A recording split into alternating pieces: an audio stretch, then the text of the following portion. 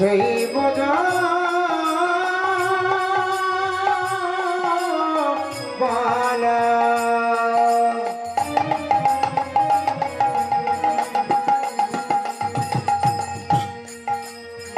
লাজ সুলাজে আমি যেতেছে গমালা আর সে যেতেছি গমালা আর সত হতে আয়ন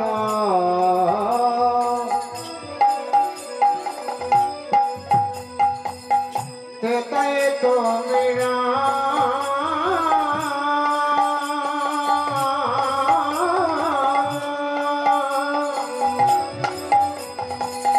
দাবরতে কৃষ্ণ তুমি নব ঘন শ্যাম আমার নব ঘন শ্যাম সম্ভবামি যুগে যুগে সম্ভবামি যুগে যুগে সম্ভবামি যুগে যুগে সম্ভবামি যুগে যুগে চলিতে গৌরাঙ্গ হয়ে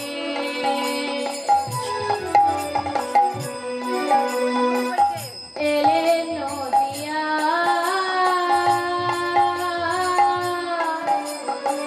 দারে দারে নাম মিলালেন গৌরাঙ্গিতা আর কলিতে গৌরাঙ্গ হয়ে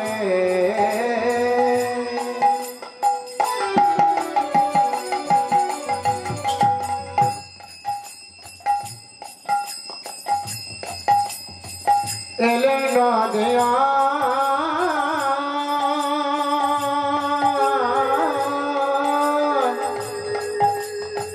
দরে দরে নমিলল গৌরনিতা আমার গৌরনিতা সম্ভবামি যুগে যুগে সম্ভবামি যুগে যুগে ভবামি যুগে যুগে সম্ভবামি যুগে যুগে সম্ভবামি যুগে যুগে সম্ভবামি যুগে যুগে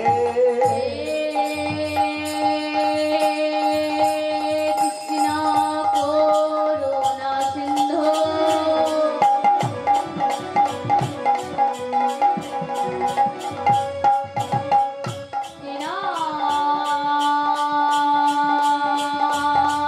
বন্ধু জগৎ মাঝে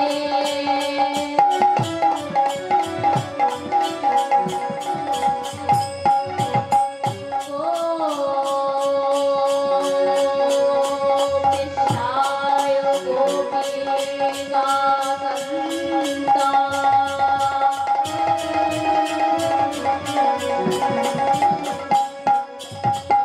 রাধাকান্তা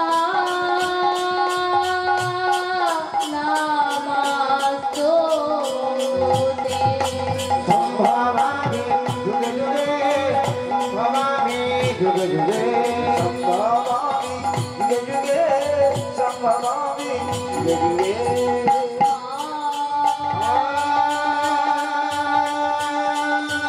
কল্পতরু ভাষা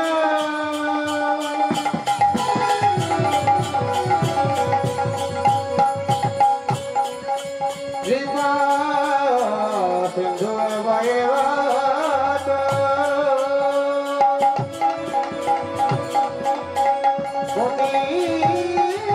তরঙ্গি পাবন ভো ঘোষণ ভান বনা সম্ভবামি যুগে যুগে সম্ভবামি গুরু ভায়া গুরু বিষ্ণু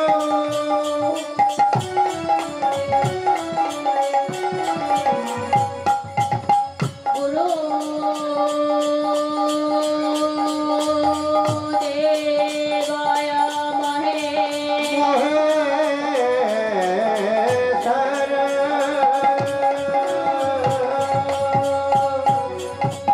গুরু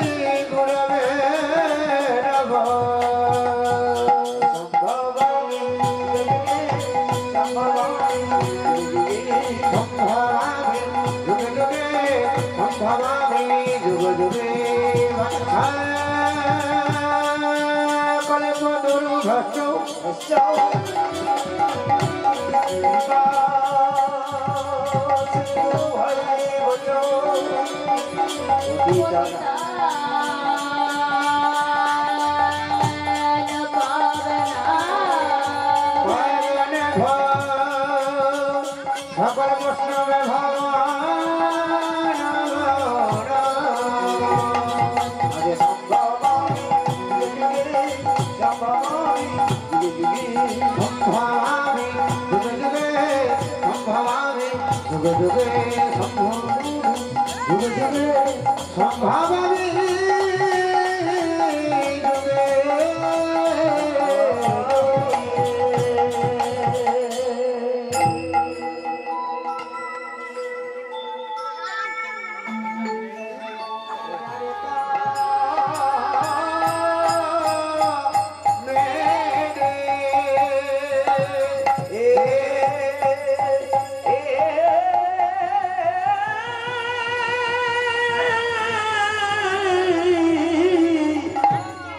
দেখো আরে তবে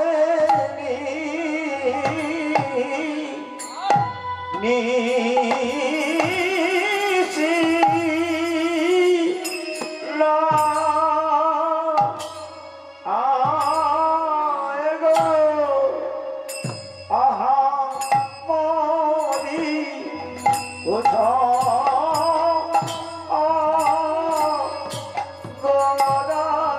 মনি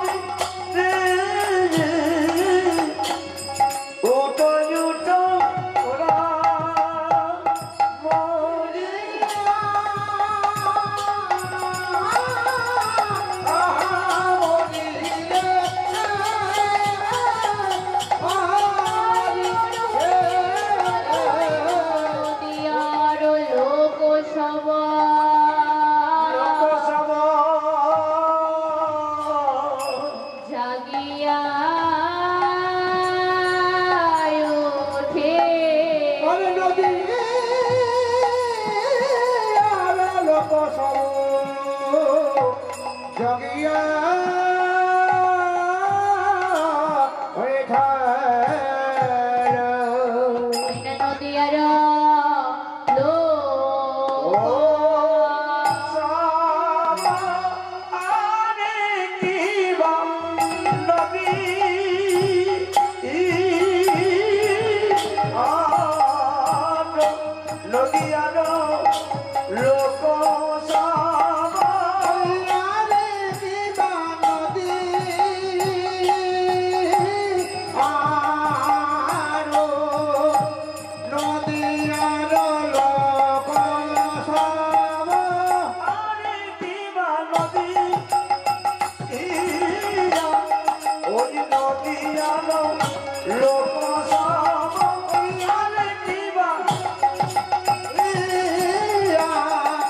নদিয়ার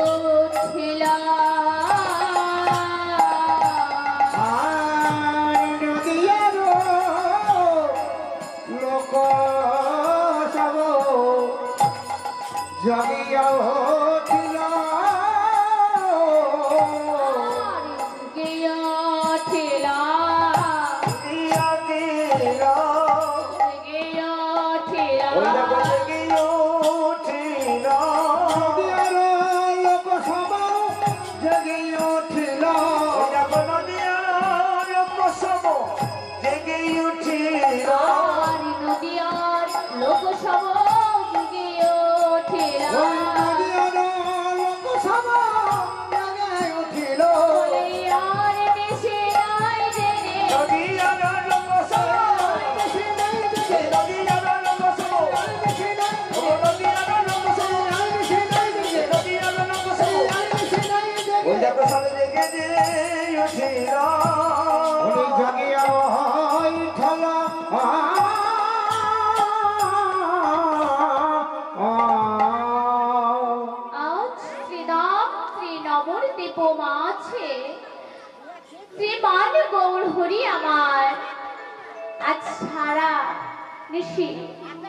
রাসমণ্ডলের নিচে গিয়ে আজ অলস ভরে ঘুমায় আছে।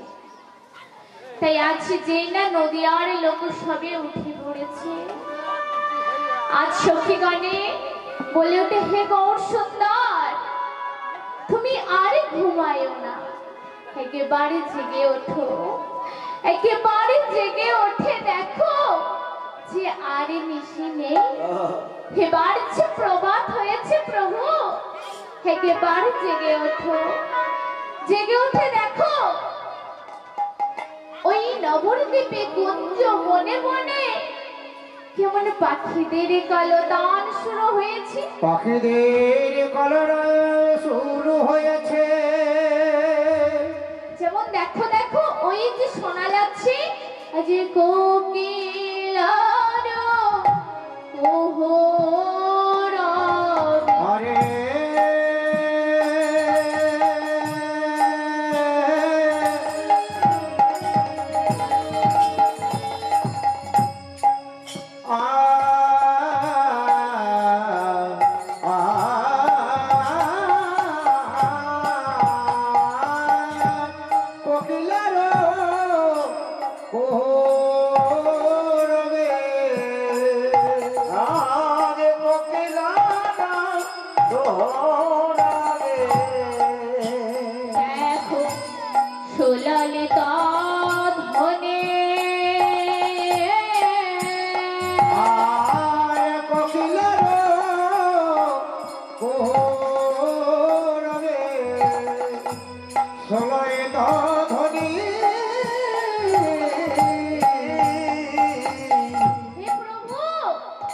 একেবারে চেয়ে দেখো হয়েছে কোকিলে ডাকছে একেবারে চেয়ে দেখো প্রভু তুমি একেবারে নয়ন মেলে দেখো একেবারে দেখো দেখো আর যে নিশি নেই প্রভু প্রভু একেবারে তুমি নয়নে মিলে দেখো গোরা চাঁদ তুমি একেবারে গা তোলো না প্রভু হে প্রভু একেবারে গা তোলো হে গা তোলো হে বলো হে একবার গা তোলো হে কত বেলা হলো গা তোলো হে দেখো কত বেলা হলো গাতলো গাতলো হে দেখো কত বেলা হলো গা তোলো হে দেখো কত বেলা হলো গাতলো গাতলো হে হে প্রভু দেখো দেখো কত বেলা হলো তে ওই যে দেখো দেখো একেবারে গগন পানে চেয়ে দেখো যেন অরুণয় দয় ভেল আর অরুণায় দয় ভেলো হরে অরুণায় দয় ভেলো আর কমল প্রভা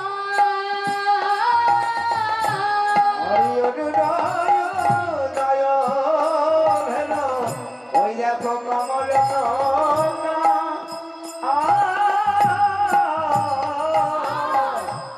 শশধর তেজয়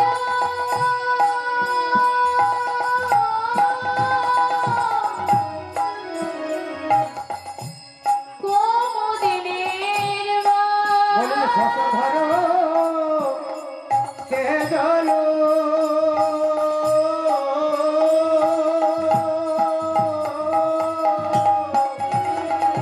আর কোমদিনে মা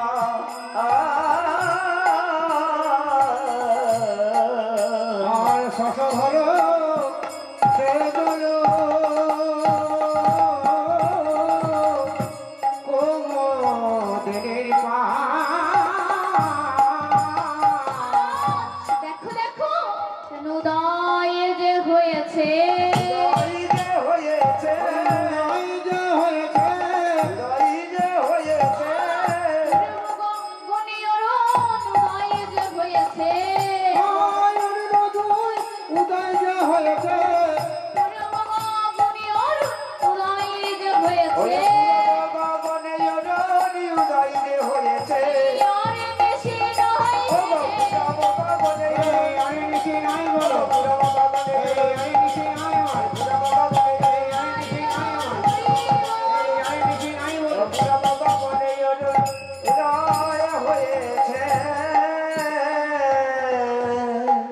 বলছে আর নিশি নাই জেনে ওই পূর্ব গগনে আজ অরুণোদয় হয়েছে তো অরুণোদয় হয়েছে তো এই অরুণকে আমরা সকলেই জানি সূর্যের আরেক নাম তরুণ কিন্তু না এখানে হচ্ছে কশ্যপমণির দুই প্রতিনি বিনতা ও পদ্র বিনতা সুমেরু শিখরে দুটি ডিম্ব প্রসব করেছিলেন এবং সেই ডিম্ব দুটিতে 60,000 বছর ধরে তা দিচ্ছিলেন কিন্তু সেই ডিম্ব থেকে কোনো বাচ্চা প্রস্ফুটিত হয়নি কিছুদিন পর বিনতা কি করেছে না তার চঞ্চু দিয়ে সেই ডিম্বটিকে ফুটিয়ে ফেলেছে আর যেই নয় একটি ডিম্বকে ফুটিয়ে দিয়েছে আজ সেই ডিম্ব প্রস্ফুটিত হয়ে জন্ম নেয় একটা শিশুপুত্র। আর সেই শিশুপুত্রটা বলে ওঠে, মা মা, বলি ও মা, আর যে ডিম্বটি আছে ওটাকে তুমি ফুটিয়ে ফেলো না। বিনতা সন্তানের কথা শুনে আবারও তা দিতে লাগলে। কিছুদিন পরে যেতে না যেতে খুব সুন্দর একটি সকালে সেই ডিম্ব থেকে একটি বিকলাঙ্গ শিশুপুত্রের জন্ম হয়। আর সেই শিশুপুত্রের নাম হয় গরু। আর এই অরুণ আর এই গরু হচ্ছে বাবা দুই ভাই। আর এই অরুণ হচ্ছে সূর্যের রথের সারথি। তাই বলছে একেবারে দেখো দেখো যেন অরুণোদয় হে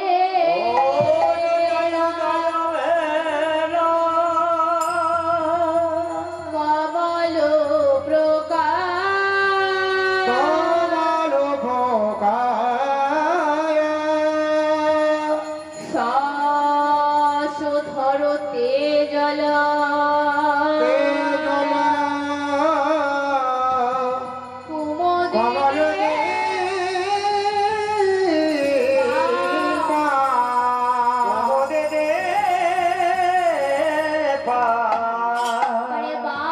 বাসুদেব ঘোষে মনের হরি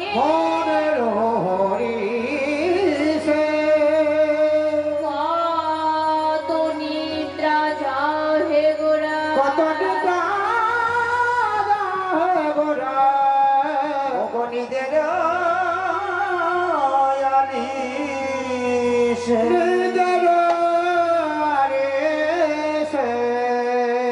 আরে বাসু কহে মনের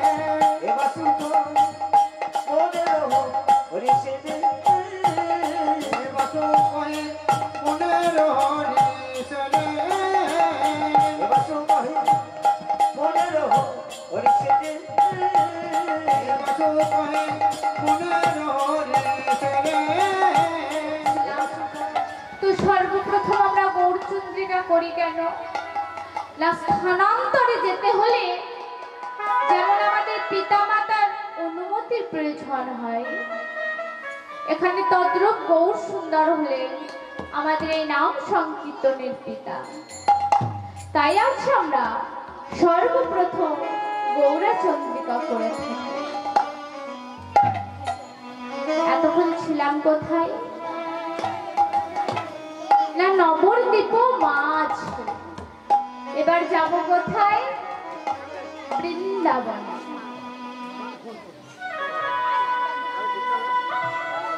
সর্বপ্রথমে জানাই শ্রী গোবিন্দের চরণ শত আমার গুরুদেব, আমার পিতামাতার চরণে শত শত কোটি প্রণাম। এখানে উপস্থিত সকল ভক্তবৃন্দ, কৃষ্ণ অনুরাগী সকল ভক্তবৃন্দ, বাবাদের, মায়েদের চরণে আমার শত শত কোটি প্রণাম। দাদাদের, ভাইদের, বোনেদের আমার বুক ভরা ভালোবাসা। সর্বপ্রথমে বলি, আমার যদি গান চলাকালের মধ্যে যদি কোনো ভুল ত্রুটি হয়ে গিয়ে থাকে, সকলেই আমায় কন্যা জ্ঞানে ক্ষমা করে দেবেন। বলেছিলাম কোথায়? নবদ্বীপ মাঝে। যাব কোথায়? মধুময় চিরধাত্রী বৃন্দাবনে। তো বৃন্দাবনে কেমন ভাবে যাব? সকলে বৃন্দাবনে যাব তো? সকলে তো বৃন্দাবনে তো যাব। তো বৃন্দাবনে কিসের ধ্বনি শুনতে পাওয়া যায়? বৃন্দাবনে রাধের ধ্বনি শুনতে পাওয়া যায়। কি? রাধে রাধে রাধে রাধে। আচ্ছা, তো কে কে বৃন্দাবনে যাবে? সকলে একে বাদু বাহু তুলে রাধে রাধে, সকলে দু বাহু তুলে একসঙ্গে আজ বৃন্দাবনে প্রবেশ করব। ঠিক আছে? ওই বাহু তুলো, বাহু দুটো দেখি। সকলে কেউ না মানলে হবে না। ঠিক আছে? আচ্ছা, খুব সুন্দর। বলছে রাধে রাধে বলে, রাধে রাধে বলে দুটি বাহু তুলে চলো যাই বৃন্দাবনে, চলো যাই বৃন্দাবনে। রাধে রাধে বলে দুটি বাহু তুলে চলো যাই মধুর বৃন্দাবনে, বনে গো চলো যাই মধুর বৃন্দাবনে। ওই আমরা রাধে রাধে বলে মধুর বৃন্দাবনে চলো যাই মধুর বৃন্দাবনে গো, চলো যাই মধুর বৃন্দাবনে। রাধে বলে দুটি বাহু তুলে চলো যাই মধুর বৃন্দাবনে গো, চলো যাই মধুর বৃন্দাবনে। বলি রাধে রাধে বলে দুটি বাহু তুলে চলো যাই মধুর বৃন্দাবনে, বলে গো চলো যাই মধুর বৃন্দাবনে। বাহু তুলে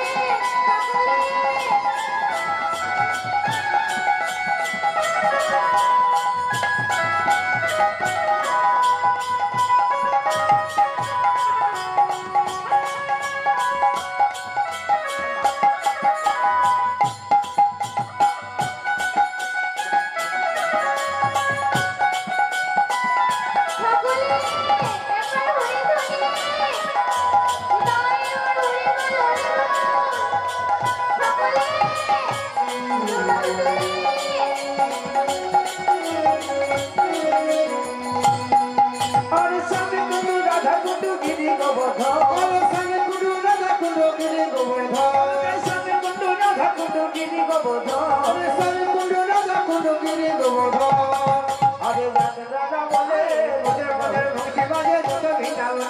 রাধে রাধে বলে দুটি বাহু তুলে চলো মধুর বৃন্দাবনে, বলে গো চলো যাই মধুর বৃন্দাবনে।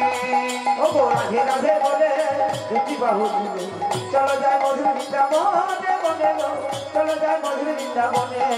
রাধে রাধে বলে দুটি বাহু তুলে চলো যাই মধুর বৃন্দাবনে, বলে গো চলো যাই মধুর বৃন্দাবনে। চলো রাধে রাধে বলে দুটি বাহু তুলে চলো যাই মধুর বৃন্দাবনে, বলে গো চলো যাই মধুর বৃন্দাবনে। রাধে রাধে বলে দুটি বাহু তুলে চলো যাই মধুর বৃন্দাবনে, বলে গো চলো যাই মধুর বৃন্দাবনে। ও গো রাধে রাধে বলে দুটি বাহু তুলে চলো যাই মধুর বৃন্দাবনে, বলে গো চলো যাই মধুর বৃন্দাবনে। রাধা রানী কি, শ্যাম সুন্দর কি। এতক্ষণ ছিলাম কোথায়? নবদ্বীপ মাঝে। এবার আমরা প্রবেশ করলাম শ্যামসী মধুময় বৃন্দাবনে। তা আজ রাধা গোবিন্দ সারা নিশি মানে সারা রাত্রি এই রাসমণ্ডলে নিচে গিয়ে সেই না অলস ভরে ঘুমাইয়ে আছে। আর সখীদের মনের উদ্যোগ হচ্ছে যে এত বেলা হয়ে গেল কিন্তু রাধা গোবিন্দ আমার যাচ্ছে।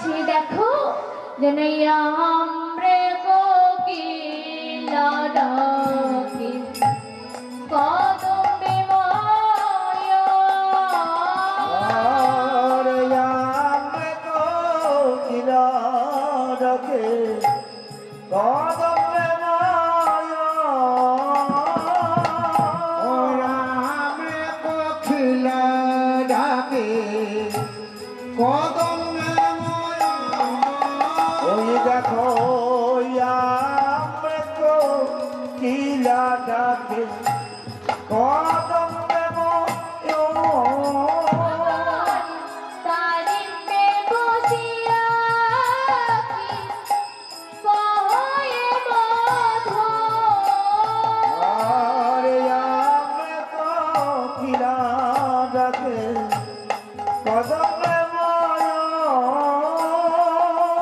ওগো দারিদ্রে বন্দিয়া কহয় মধু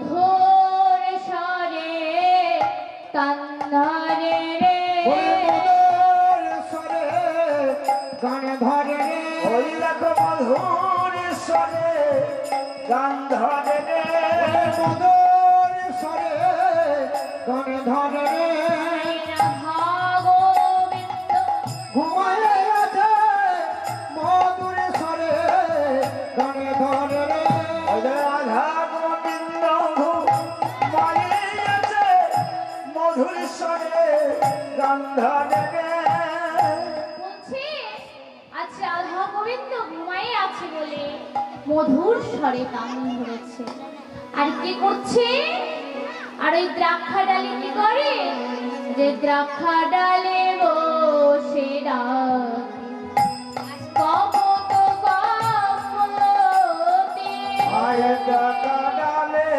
বসে যাবে কপত কপতি দ্রাক্ষা ডালে বসে ডাকে কপত কপতি দেখো দ্রাক্ষা ডালে বসে ডাকে কপত কপতি তারা গান শোনে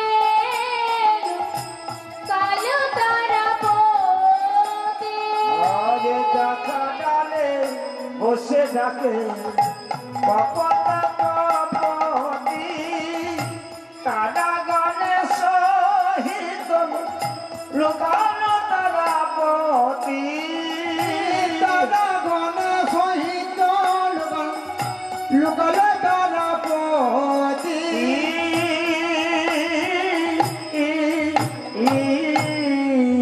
আরে তারা পতি চলে লোকাওয়ালো রে বলে তারা পতি চাঁদে লোকাওয়াল রে তারা পতি জানে লোকাবল রে তারা পতি চলে লোকাওয়ালো রে তারা পতি জানে লোকাবল রে আর বেশি নায়কনে তারা পতি চলে লোকাওয়ালো রে আর দিশে নাই বলে তারা গণে পতি লোকাওয়াল রে আর বেশি নাহে তারা গণে পতি লোকাওয়াল রে আর দিশে নাই বলে এ তারা গনে জানে লোকাবল রে তারা জানে নদী লোকাবল রে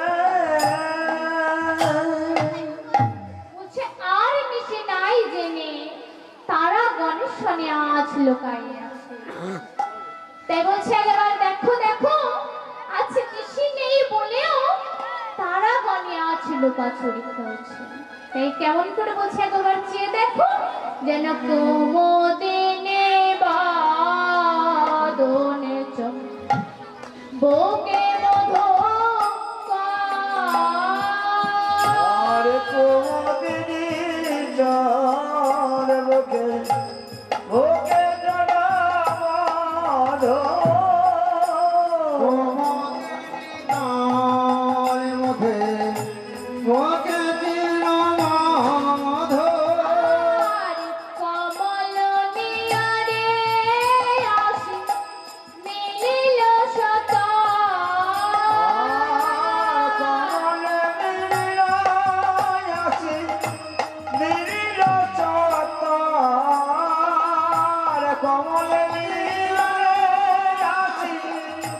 নিরিল সত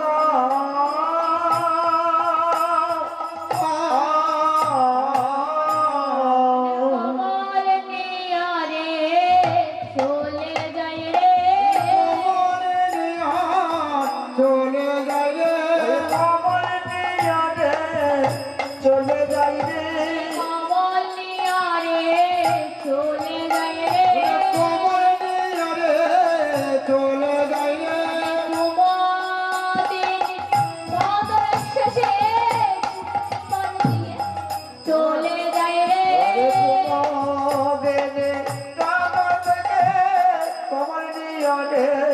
চলে যাই রে কুমদিন বদন শেষে চুম্বন দিয়ে চলে যায় রে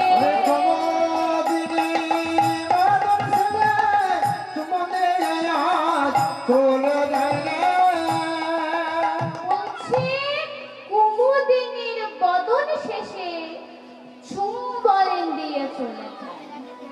কুমুদিনীর বদন শেষে তাহলে কুমুদ মানে কি?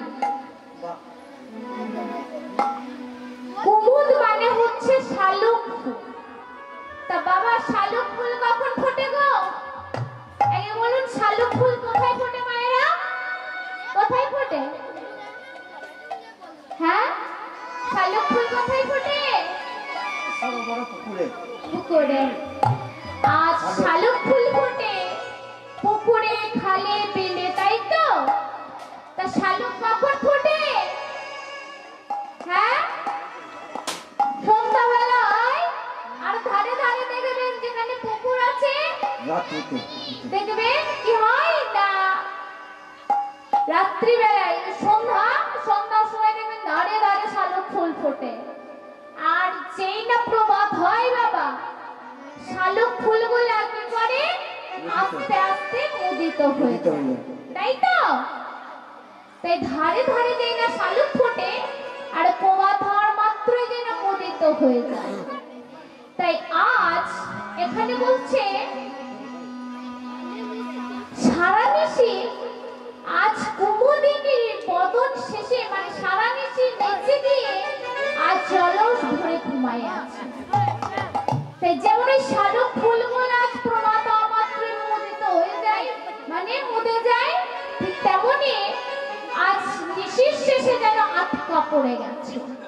তাই বলছে দেখো দেখো একবার ভালো করে শোভাটা চেয়ে দেখো, যেন শেখারে শেখারে কহে হাসিয়া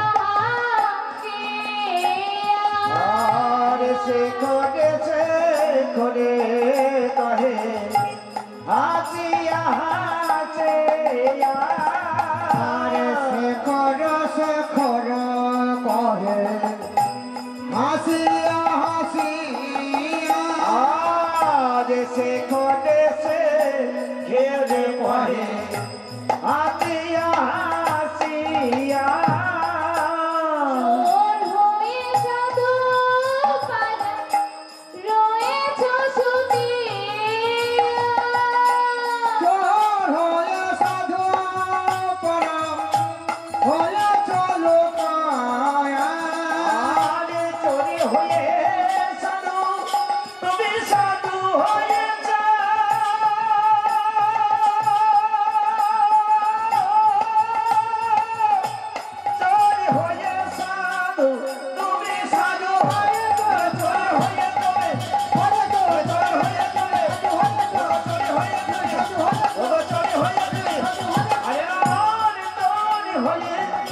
সাধু পারা রহল চুপিয়া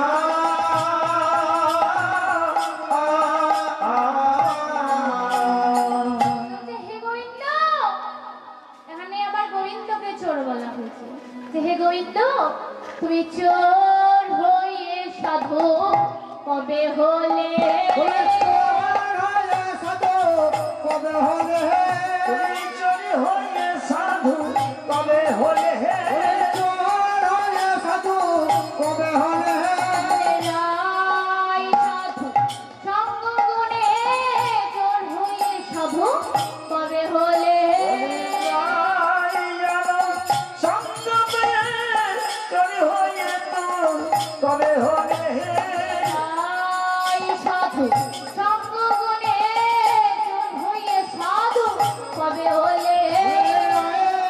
সাথে সঙ্গ পেয়ে তোর হলে সাধু কবে হলে হচ্ছে আমাদের রায় সাধু সঙ্গ পেয়ে তুমি চোর হয়ে সাধু কবে হলে। তাই এখানে আর এক সখী বলছে আমাদের রায় সাধু সঙ্গ পেয়েছে, তাহলে চোর সাধু হবে না? হ্যাঁ, চোরও সাধু হয়ে যাবে, আমাদের রায় সাধু সঙ্গ পেয়েছে। তাহলে কথায় আছে না যে সৎসঙ্গে স্বর্গবাস আর অসৎ সঙ্গে সর্বনাম, তাই না? তাই করতে হলে সৎসঙ্গ করাই ভালো। তা কি হয়েছে, সে ধীবরকে কেউ আর মাছ ধরতে ডাকতে আসে না। ধীবরের ঘরে ছিল একটি পুত্র, একটি কন্যা আর নিজ স্ত্রী। তাই ধীবরকে কয়েকদিন ধরে কেউ মাছ ধরতে আর ডাকতে আসে না। তাই একদিন ধীবরের স্ত্রী বলে ওঠে যে ধীবর, ধীবর বলে তুমি যে কয়েকদিন ধরে মাছ ধরতে যাও না, আমাদের সংসারে যে আর কিছু নেই, এবার কি আমরা না খেতে পেয়ে মারা যাব? ধীবর স্ত্রীর কথায় মনে কষ্ট পেয়েছে। তাই ধীবরাজ মনে মনে ভাবছে সত্যি তো আমার স্ত্রী পুত্র কন্যা আমার জন্য যে না খেতে পেয়ে মারা যাবে। তাই ধীবর কি করছে না, ধীবর যে গ্রামে বাস করতে তার পাশে ছিলেন একটি জমিদারের বাড়ি, মানে তার পাশের গ্রামে ছিলেন একটি জমিদারের বাড়ি। তো সেই জমিদারের পুকুরে বাবা মাছ চাষ করত। আমরা মাছ চাষ করত, নোরা মাছ চাষ করত। তো ধীবর কি করেছে, একদিন সেই জমিদারের পাঁচিল টপকে, জমিদারের বাগান বাড়িতে ছিল জমিদারের ওই পুকুরটা, তো জমিদারের বাগান বাড়িতে গিয়ে পাঁচিল টপকে বাগান বাড়িতে গিয়েছে মাছ ধরার জন্য। আর জমিদার কি করেছিলেন না, তিনি তো মাছ পুষতেন, তো তার পুকুরের পাশে ছিল বহু বহু বিহারাদার, পাহারাদার ছিল। তো তারা সেই মাছগুলো পাহারা দিত যাতে কেউ ধরতে না।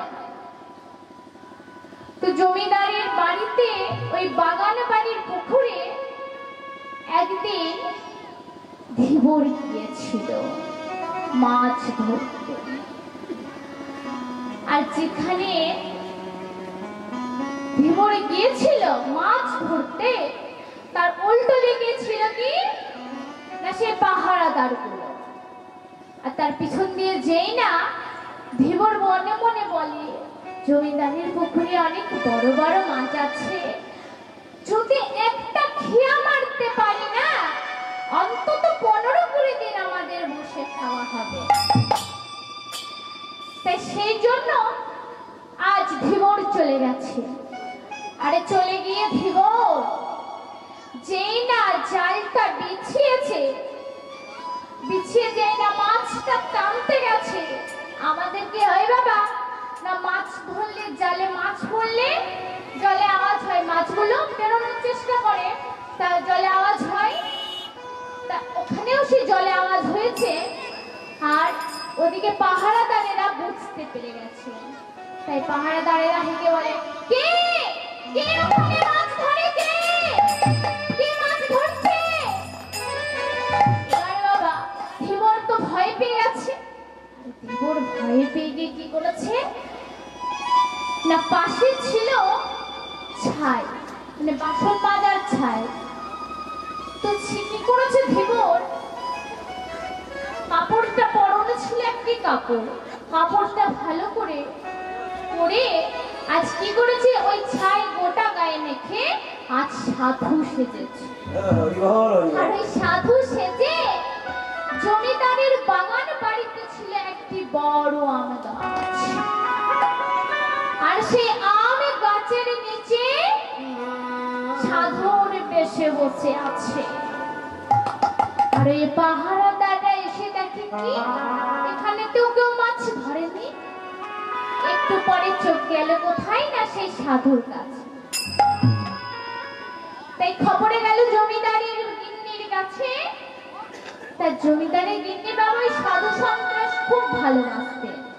তাই জিনিসের যেই না শুনেছে যে সাধু এসেছে, তিনি দাসীর সঙ্গে করে ভালো ভালো খাবার নিয়ে এসে সাধুর মুখের সামনে নামিয়ে বলে, সাধু বাবা, সাধু বাবা, আপনি এসেছেন, আপনি আমার প্রণাম গ্রহণ করুন সাধু বাবা, দয়া করে আমার কক্ষে চলুন, দয়া করে আমার কক্ষে চলুন। সাধু মনে মনে বলছে, সাধু কিন্তু সে নাই বাবা, সে কিন্তু মাছ ধরতে এসেছিল। সাধু বাবা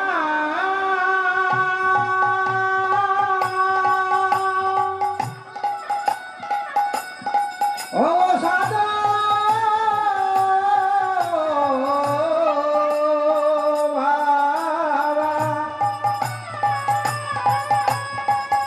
সাধু বাবা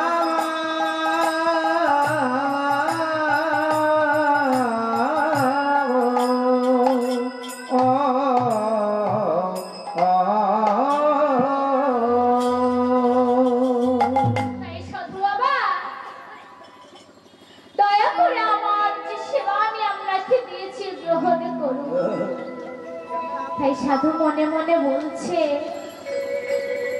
যে আমি তো প্রকৃত সাধু নয়, তাই আমাকে এত ভালো মন্দ খাবার দিচ্ছে। আর যদি আমি আজ প্রকৃত সাধু হতাম, তাহলে না জানি আরো কত কিছু ভালো মন্দ খাবার আমায় দিত। তাই বলছে, আজ থেকে আমি সাধুর ভান করে থাকবো না, আমি সত্যিকারের প্রকৃত সাধু হয়ে ওঠার চেষ্টা করব। তাই বলছে, সৎসঙ্গে স্বর্গবাস মানে আজ এত সুন্দর যে সাধুর ভান করেছিলেন, কিন্তু অতীতে যে এত আপ্যায়ন দেখে আজ চোরও বলে আমি আজ সাধু হতে চাই। কিন্তু এখানে চোর কথা আমরা সকলেই জানি, কি জানি তো যে গোবিন্দ চোর। তো গোবিন্দ বাবা কি চুরি করে বাবা? গোবিন্দ আজ চোরের কথাটা সত্যি, তিনি বহু গোপীদের বসনে চুরি করেছে।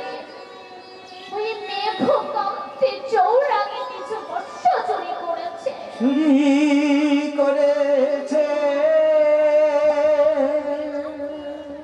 সর্বভক্তদের মনের পাপ চুরি করেছে, ভক্তির পাপ চোর নবযুধ শ্যামল কান্তি চোদ জগতে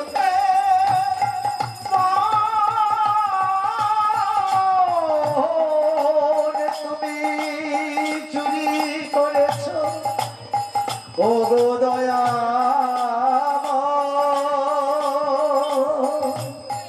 যে তোমার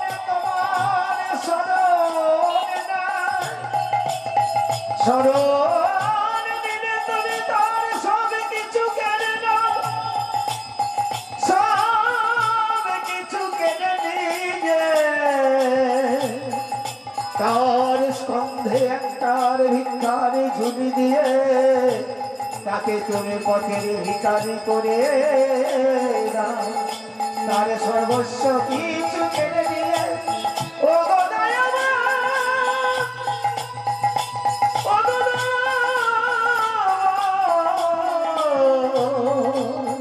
সর্বস্ব কিছু কেড়ে নিয়ে তাকে তুমি পথের ভিখারি করে দাও। তাই গোবিন্দ আমার চোর ঠিক কথা, কিন্তু আমাদের এই জগতে চোরেরা কি চুরি করে না? আমাদের এই জগতে চোরেরা বহু মূল্যবান জিনিস চুরি করে, তাই তো বস্তু চুরি করে, গহনা গাটি, বহু মূল্যবান জিনিসপত্র চুরি করে, কিন্তু আমার গোবিন্দ রূপে চোর সে সবই কিছু চুরি করে না। আজ সেই সব চোরেরা যাদের বাড়িতে যায়, সেই সব গৃহস্থরা যদি জেগে যায়, আজ